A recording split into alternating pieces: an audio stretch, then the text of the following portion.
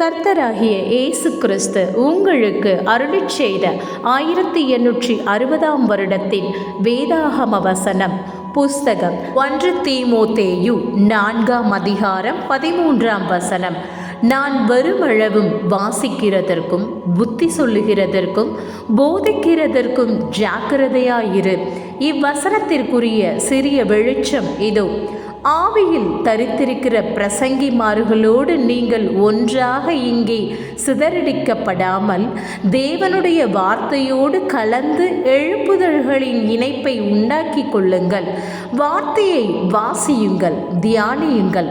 கடைகளில் விற்கக்கூடாத இதழ்கள் மற்றும் நீங்கள் படிக்கும் விஷயங்கள் மற்றும் இந்த பழைய பல செய்தித்தாள்கள் மற்றும் மத சம்பந்தமானவை என்று அழைக்கப்படுகிற இலக்கியங்களிலிருந்து உங்களுடைய கவனத்தை புறம்பாக்கி கொண்டால் நீங்கள் உங்களை தினம்தோறும் புதிதாக்கி கொள்ள முடியும்.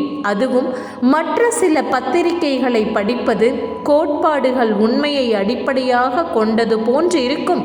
கோட்பாடு தேவனுடைய வார்த்தையின் அடிப்படையிலானதே அன்றி அனுபவத்தின் அடிப்படையிலானதல்ல.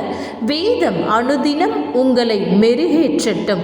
அந்த ஜீவிய பளபளப்புக்கு உங்களை மெருகேற்றிக் கொள்ளுங்கள். ஆமேன்.